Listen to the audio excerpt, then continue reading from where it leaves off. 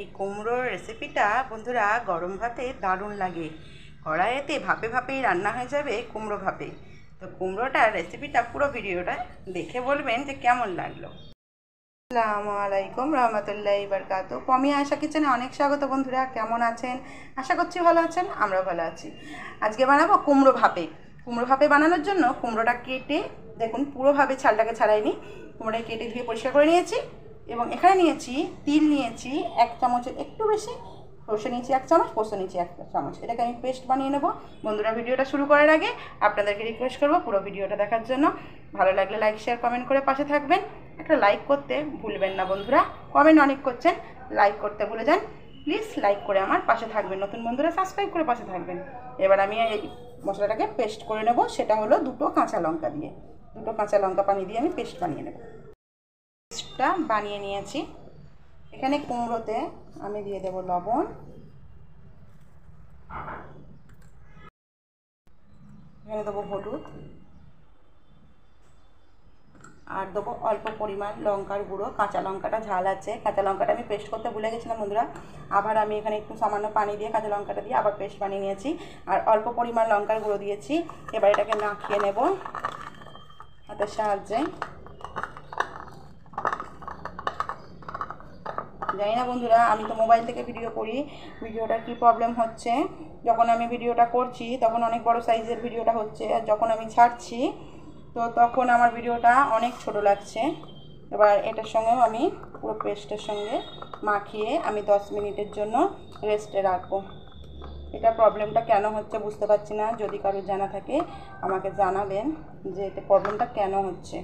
ভিডিওটা আমি করলে বড় হচ্ছে, ভিডিওটা ছাড়লে আমার ছোট লাগছে। একটা দিদি বলেছেন কথাটা, কিন্তু আমি চেক করেছি ঠিক হচ্ছে না। এইভাবে মাখিয়ে আমি 10 মিনিট রেস্টে রাখবো।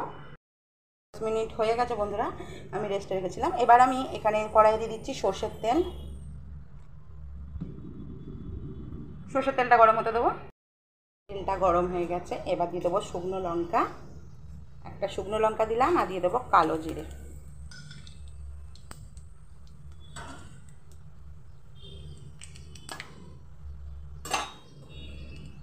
এবার দিয়ে দেব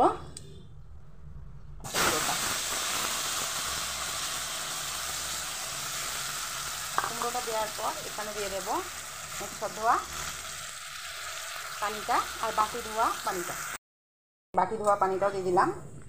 একবার শুধু আমি শুকনো লঙ্কার কালো জিরেটার সঙ্গে একটু নেড়ে দেবো।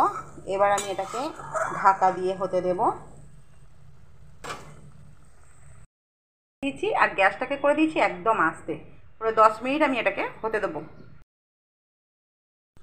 10 থেকে 12 মিনিট পর আমি খুললাম, দেখুন এইভাবে একদম সুন্দরভাবে সেদ্ধ হয়ে গেছে। ও তার মধ্যে দিয়ে দেবো আমি অল্প পরিমাণ চিনি। কুমড়োতে একটু চিনি দিলে ভালো লাগে খেতে, যার জন্য চিনিটা দেবো। দিয়ে ভালো করে আমি নাড়াচাড়া করে গ্যাসটা বন্ধ করে নেবো। এখানে দেবো ধনেপাতা কুচি। লবণটা আমি চেক করে নিয়েছি, লবণটা একদম ঠিক আছে, লবণ আমার লাগবে না। এবার নেড়ে ছেড়ে আমি গ্যাসটা বন্ধ করে দেবো। বন্ধুরা ভালো লাগলে পাশে থাকবেন, লাইক শেয়ার কমেন্ট করে, নতুন বন্ধুরা সাবস্ক্রাইব করে দেবেন। গ্যাসটা বন্ধ করে দিলাম। একদম ধিমি আছে এটা বানাবেন, দারুণ লাগে খেতে। রুটি বা গরম ভাতে দুটোতেই ভালো লাগে। ঢাকা দিয়ে রেখে দেবো।